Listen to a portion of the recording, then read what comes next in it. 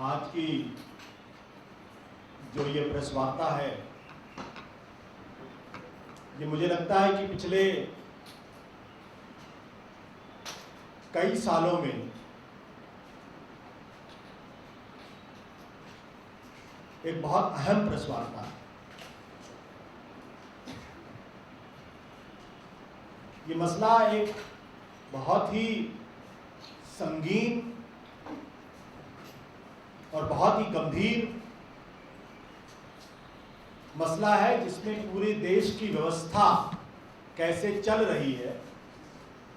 हमारे देश के राजनेता, हमारे देश के इंडस्ट्रियलिस्ट, कॉरपोरेट हाउसेस, बड़े बड़े ब्यूरोक्रेट्स किस तरीके से काम कर रहे हैं, ये उसके मद्देनजर है। आज आप सब लोगों ने देखा होगा कि आज सुबह इंडियन एक्सप्रेस में एक खबर छपी, PMO gets complaint corporate tap VVIPs, और उसी के साथ साथ आउटलुक में भी इससे संबंधित खबर छपी, rod goes deeper than Radia. Radia tapes के बारे में आप सब लोगों को जानकारी है, और राडिया टेप भारत के राजनीतिक इतिहास में एक बहुत बड़ा माइलस्टोन माना जाता है। किस तरीके से जब फोन टैप इनकम टैक्स ने किए, और तमाम लोगों के जब फोन टैप्स, जब उनकी कॉन्वर्सेशन सामने आए, तो पता चला कि किस कदर हमारे सिस्टम में गंदगी व्याप्त है।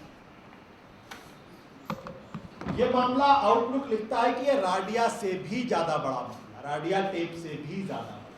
तो सबसे पहले मैं आपको एक्सप्लेन कर दूं कि पूरी स्टोरी है क्या। दरअसल 2001 में, 2001 से लेकर 2005 तक जो एसआर कंपनी है, उस कंपनी ने कुछ फोन टैप किए, करीब 200 से ज्यादा फोन टैप कराए, और जिन लोगों के फोन टैप हुए उनके नाम सुन के आप हैरान हो जाइएगा। अटल बिहारी वाजपेयी जी की सरकार में जो national security adviser Brajesh Mishra ji थे, उनका फोन टैप किया गया। उनके जो दामाद थे, फोस्टर दामाद थे रंजन भट्टाचार्य, उनका फोन टैप किया गया। उनके कैबिनेट कलीग जसवंत सिंह, जो बहुत पावरफुल थे, या तो डिफेंस मिनिस्टर थे या फिर वो वित्त मंत्री थे, जसवंत सिंह का फोन टैप हुआ। प्रमोद महाजन, जो अटल बिहारी वाजपेयी की सरकार में नंबर 3 के मंत्री माने जाते थे, बहुत पावरफुल थे, जो आज बेचारे इस दुनिया में नहीं है, उनका फोन टैप हुआ। वर्तमान में जो उत्तर प्रदेश में गवर्नर है राम नाईक, उनका फोन टैप हुआ। उस वक्त वो बहुत ही पावरफुल पेट्रोलियम मिनिस्टर थे। जो मौजूदा मिनिस्टर है पीयूष गोयल, उनका फोन टैप हुआ। सुरेश प्रभु, जो अभी रेलवे मंत्री हैं, उस वक्त अटल बिहारी वाजपेयी की सरकार में थे, उनका फोन टैप हुआ। मुंबई के member of parliament Kirit Somaiya, उनका फोन टैप हुआ। और प्रमोद महाजन के दोस्त और साथियों, वर्तमान में बीजेपी के प्रवक्ता सुधांशु मित्तल का फोन टैप हुआ। इसके अलावा मुकेश अंबानी, अनिल अंबानी और उनकी जो पूरी की पूरी क्रीम टीम है अंबानी की, रिलायंस की, हेतल मेसवानी, अमिताभ झुनझुनवाला, मनोज मोदी, आनंद जैन, सतीश सेठ, यहां तक कि अनिल अंबानी की पत्नी टीना अंबानी का भी फोन टैप किया गया। इसके अलावा जो प्रधानमंत्री कार्यालय में जो ब्यूरोक्रेट थे, एनके सिंह, और जो मौजूदा गृह सचिव हैं राजीव महर्षि, उनका भी phone tap. Amitabh Bachchan, Samajwadi party के मुलायम सिंह यादव और अमर सिंह जैसे लोगों के भी फोन टैप किए। और ये जो फोन टैप हुए 4 साल तक, 2001 से लेकर 2005 तक, करीब हजारों घंटे के टेप अवेलेबल है। और अगर आप इन टेप को सुनेंगे तो आपको लगेगा कि शायद हिंदुस्तान के लोकतंत्र को गिरवी रख दिया गया। कुछ लोगों के हाथों उसको गिरवी रख, ये इतना भयानक है। और इसमें जो मसले, जो मोटे मोटे मसले नजर आ रहे हैं उसमें कि किस तरीके से रिलायंस ने WLL के मामले को फुल मोबाइल सर्विस में कन्वर्ट करवाया, KG-Basin से संबंधित है। साथ ही साथ जो स्टॉक मार्केट क्रैश हुआ था उसकी JPC बनाई गई थी, उस JPC को कैसे फिक्स किया गया पैसे देकर, और भी बहुत सारे इसमें मामले हैं। अगर ये टेप पब्लिक हो जाए तो इस देश के अंदर एक हाहाकार मच जाए कि जिन नेताओं को हम इतना इज्जत देते हैं, जिन बिजनेस हाउसेस को हम इतना सम्मान देते हैं, जिन ब्यूरोक्रेट्स पर हम इतना भरोसा करते हैं, क्या उनकी असलियत ये है? क्या ये लोग देश को गिरवी रखने में तुलेंगे? क्या ये पैसे के सामने कुछ भी, कोई भी सौदा कर सकते हैं? ये इतना बड़ा मामला है। इस संदर्भ में जब 5 साल तक SR का जो फोन टैप हुआ तो जिस शख्स ने इसको टैप कराने की जिम्मेदारी दी गई थी, 2011 में उस शख्स ने कंपनी छोड़ दी। फिर उसके बाद किसी तरीके से वो दिल्ली में सुप्रीम कोर्ट के एक वकील हैं सुनील उप्पल, उनके पास गए। उन्होंने इस पूरे मामले की तहकीकात की। वो खुद बॉम्बे गए, बॉम्बे जाकर उन्होंने टेप को सुना और सुनने के बाद उन्होंने जो एक जिस्ट तैयार किया, और जिस्ट तैयार करने के बाद जो मेरी जानकारी है, इनफॉर्मल लेवल पे देश के वित्त मंत्री श्री अरुण जेटली जी को मार्च के महीने में यह जानकारी दी गई, अनौपचारिक तौर पर। ये मेरी जानकारी के आधार पर है। देश के वित्त मंत्री जी ने देश के प्रधानमंत्री जी को इस बारे में जानकारी दी मार्च के महीने में, और कहा भाई ये इतना बड़ा मामला है, इस पर तो कुछ ना कुछ कार्रवाई होनी चाहिए। सुनील उप्पल जी को ये उम्मीद थी कि शायद ये मामला किसी नतीजे पर पहुंचेगा, जांच होंगी इसकी, क्योंकि उनको ये आश्वासन दिया गया था कि इस पूरे मामले की जांच होगी।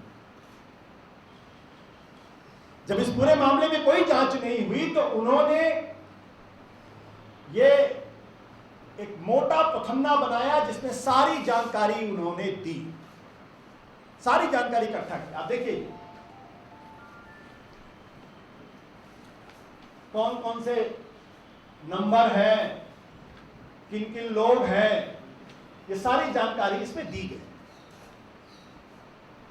और जानकारी देने के बाद 1 जून 2016 को बाकायदा प्रधानमंत्री जी के नाम चिट्ठी लिखकर उसको रिसीव करा लिया गया कि भाई ये वो कि मार्च के महीने में तो उन्होंने इनफॉर्मली और औपचारिक तौर पर जानकारी दी थी, लेकिन 1 जून 2016 को बाकायदा चिट्ठी को रिसीव कराया गया जिसमें सारी जानकारी दी गई, सारी जानकारी। अगर आप ध्यान से देखें तो एक एक चीज का ब्यौरा इसमें दिया गया है और कहा गया है। मैं पढ़ के सुना देता हूं कि ये इसमें इस बारे में पूरी जानकारी दी गई है कि ये क्या मसला है।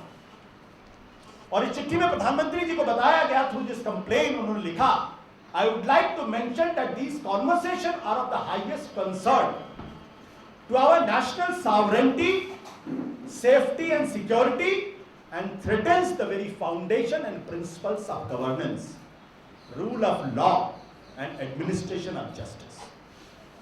उन्होंने कहा है कि ये जो 5 साल में जो हजारों घंटे के टेप हैं, इसमें जो बातचीत है जिसकी तरफ मैं प्रधानमंत्री जी मैं आपका ध्यान आकर्षित करवाना चाहता हूं, दरअसल ये देश की राष्ट्रीय संप्रभुता, सुरक्षा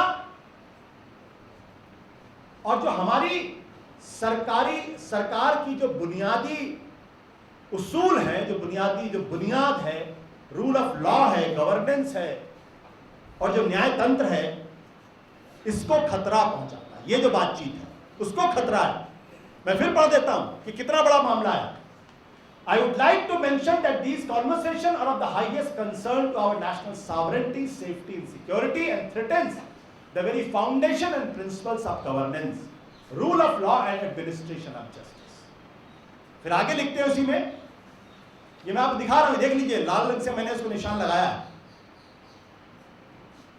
और आगे लिखते हैं इसमें, the conversation exposes many scandals that were aided by the strong political corporate nexus that existed at that point of time in favor of Reliance. These recorded conversations reveal the magnitude of corporate scam in India, their ethical implications and adverse impact on the public interest. यानी आम जनता के जनहित के मामलों से जुड़ा हुआ मामला है और इसमें देश की संप्रभुता, सुरक्षा, हमारा जो न्याय तंत्र है, हमारा जो कानून का शासन है, हमारी जो सरकार का जो बुनियादी उसूल है, उसको एक खतरा है, ऐसा इस चिट्ठी में लिखा गया। इस चिट्ठी में यह भी बताया गया कि ये जो पूरा का पूरा ऑपरेशन है, ये जो फोन का कन्वर्सेशंस हैं, टैपिंग और रिकॉर्डिंग की गई है, ये दिल्ली और मुंबई में एक साथ 2 जगहों पे की गई और बाकायदा उसका एड्रेस लिखा हुआ है, ground floor and the basement SR house 11 KK मार्ग, महालक्ष्मी, मुंबई। दिल्ली का लोकेशन इस पे कंफर्म नहीं हुआ है, लेकिन ये कहा गया है कि 20/B ग्रेटर कैलाश जो SR का गेस्ट हाउस है उसके बारे में जानकारी। अब जब ये इतना बड़ा मामला है जिसमें देश के 2001 से लेकर 2005 वाजपेयी, अटल बिहारी वाजपेयी की सरकार, उसमें सरकार में रहे महत्वपूर्ण मंत्री जसवंत सिंह, पीएमओ का फोन टैप हो रहा है, रिलायंस अंबानी का फोन टैप हो रहा है, तमाम NK सिंह का फोन टैप हो रहा है, अमिताभ बच्चन, मुलायम सिंह यादव, अमर सिंह का फोन टैप हो रहा है। तो हमें ये उम्मीद थी, या जिन्होंने ये चिट्ठी लिखी उनको ये उम्मीद थी कि जैसे ही प्रधानमंत्री कार्यालय को चिट्ठी मिलेगी वैसे ही इस पर कोई ना कोई कार्रवाई हो जाए या किसी न किसी तरीके की कार्रवाई जरूर होगी। जो मेरी जानकारी है कि मार्च के महीने में भी उनको ये जानकारी दे दी गई थी, वित्त मंत्री के माध्यम से प्रधानमंत्री को जानकारी दे दी गई थी, लेकिन जब उस पर कोई कार्रवाई नहीं हुई तो उन्होंने आधिकारिक तौर पर चिट्ठी लिखकर उन्होंने ये किया है, जिसका खुलासा आउटलुक मैगजीन भी करती है और इंडियन एक्सप्रेस ने आज अपने सुबह के अखबार में भी इस खबर को बहुत प्रमुखता से 8 कॉलम में छापा है। ये आउटलुक मैगजीन उन्होंने पूरी प्रमुखता के साथ छापा है और कहीं भी इस बात का कोई जिक्र नहीं है कि प्रधानमंत्री कार्यालय ने इसमें कहीं किसी तरीके की कोई जुम्बिश भी दिखाई है इस पूरे मसले के ऊपर। और हमारे पास वो कॉपी भी है जो प्रधानमंत्री जी को दी गई है। आम आदमी पार्टी बड़े पशुपेश में थी और मुझे उम्मीद थी कि जो प्रधानमंत्री जी कहते हैं ना खाता हूं ना खाने देता हूं, दिल्ली के अंदर तो आम आदमी पार्टी के नाम पे अगर कहीं कोई शिकायत हो जाए तो उस पर फौरन कार्रवाई होगी, बिना किसी लाग लपेट कर। टीवी चैनल्स पे, कुछ टीवी चैनल्स पे अचानक खबर चली आती है, कुछ अधिकारी खड़े होकर बाइट देने लगते हैं और ऐसा लगता है कि भ्रष्टाचार अगर कहीं है, अगर कहीं जिंदा है तो यही है आम आदमी पार्टी। और जिस खबर में देश की राष्ट्रीय संप्रभुता, सुरक्षा, जहां पे प्रधानमंत्री कार्यालय के बड़े बड़े अफसरों के फोन टैप हो रहे हो, मंत्रियों के फोन टैप हो रहे हो और यह कहा जा रहा है कि इससे देश की संप्रभुता को खतरा मौजूद हो रहा है, अभी तक इस पर कोई जुम्बिश नहीं हुई। मार्च से लेकर अभी तक 3 महीने का वक्त बीत गया, कहीं कोई जुम्बिश इस पर नहीं हुई, कहीं कोई कुछ नहीं। तो आम आदमी पार्टी के मन में सवाल पैदा होता है कि 2001 से 2006 तक जो ये प्राइवेट कंपनी एस्सार ने फोन टैप किया, क्या ये खुद टैप कर रही थी या किसी के इशारे पे, किसी के कहने पे टैप हो रही थी? इस बात की जानकारी देश के सामने आनी चाहिए। और जब कोई कंपनी बिना किसी ऑथराइजेशन, क्योंकि हिंदुस्तान के अंदर फोन टैप करने का एक बाकायदा प्रोसीजर है, वो एक अत्यंत बड़े अधिकारी जब तक ऑथेंटिकेट नहीं करते डीसीपी एंड अबव, तब तक नहीं फोन टैप कर सकते आप। आपका फोन टैप करने के लिए आपके पास ऑथेंटिकेशन होना चाहिए, ऑथराइजेशन होना है, बिना उसके नहीं कर सकता, कोई भी नहीं कर सकता। तो अगर प्रधानमंत्री कार्यालय और एनएसए के फोन टैप हो रहे हैं, इसका मतलब है राष्ट्रीय सुरक्षा को बहुत बड़ा खतरा है।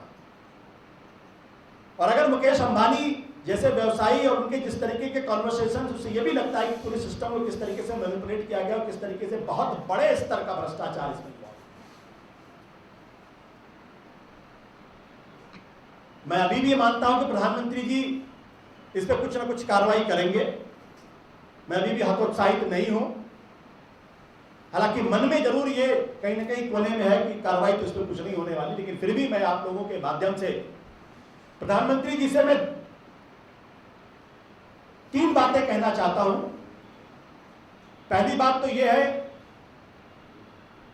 कि अब चूंकि यह मामला मीडिया के अंदर भी आ गया है, इसलिए जो हजारों घंटे के जो टेप हैं इनको फौरन आप मंगवाइए बिना किसी लाग लपेट के। इसकी ऑथेंटिसिटी को निश्चित रूप से चेक कर लीजिए, क्योंकि इस देश के अंदर बिना टेप के ऑथेंटिसिटी चेक किए ही बहुत सारे मामले हो जाते। हालांकि इसका ऑथेंटिसिटी पर जिस वकील ने किया है उनको 100% किसी तरीके का कोई शक नहीं हो। फिर भी मैं कहूंगा कि आप इन हजारों घंटों के टेपों को मंगाइए, उसके ऑथेंटिसिटी को चेक कराइए। दूसरा कदम, चूंकि इंटरनेट का जमाना है और प्रधानमंत्री जी आप ट्रांसपेरेंसी की बात करते हैं, आप फौरन इन सारे टेप्स को जो है वो इंटरनेट के माध्यम से पब्लिक करिए, ताकि देश की जनता ये जाने कि किस तरीके की बातचीत है और इस बातचीत का कंटेंट क्या है और कितने बड़े स्तर पर इस देश के अंदर सिस्टम को बर्बाद करने की कोशिश की जा रही है, कैसे बड़े बड़े लोग भ्रष्टाचार कर रहे हैं। तो पहली चीज, टेप मंगवाइए, उसका ऑथेंटिसिटी को चेक कराइए और ऑथेंटिसिटी चेक करने के बाद दूसरी चीज, इसको इंटरनेट पे डलवाइए और डलवाने के बाद इसको पब्लिक करिए, हजारों घंटों के टेप। जैसे विकीलीक्स या दूसरे दुनिया के स्तर पर बड़े बड़े चीजें पब्लिक हो रही हैं आज के जमाने में, तो कुछ भी अछूता नहीं बचा है। और तीसरी चीज कि सुप्रीम कोर्ट के निर्देश पर, सुप्रीम कोर्ट के सुपरविजन पर, निर्देश पर नहीं, सुप्रीम कोर्ट के सुपरविजन पर इस देश के main of integrity and honesty ऐसे लोगों का चुनाव हो, एक कमेटी बने जो इन टेप्स की जांच करे, पड़ताल करे और पड़ताल करने के बाद सरकार को क्या कदम उठाने चाहिए उस दिशा में उनको निर्देशित करे, जांच करे और जांच को उसके लॉजिकल कंक्लूजन तक लेकर जाए। तो मैं आप लोगों के माध्यम से प्रधानमंत्री जी से ये उम्मीद करता हूं कि एक ऐसा मसला जिसको रॉडिया टेप से बड़ा माना जा रहा, जिसके बारे में कहा जा रहा है कि हिंदुस्तान की संप्रभुता, अखंडता, एकता, जस्टिस सिस्टम सबको खतरा है, ऐसे हजारों घंटों के टेप को मैं फिर दोहरा देता हूं कि प्रधानमंत्री जी फौरन उसको मंगाया जाए, उसकी ऑथेंटिसिटी को चेक कराया जाए, इंटरनेट पे उसको डलवाया जाए ताकि पूरा देश जाने कि इन टेप की हकीकत क्या है, इनका कंटेंट क्या है। सुप्रीम कोर्ट के निगरानी के अंदर देश के जो बहुत ईमानदार लोग हैं उनकी एक टीम बनाई जाए, ये लोग इस टेप की जांच करें और जांच करने के बाद जिस भी तरीके की कार्रवाई हो वो कार्रवाई की जाए।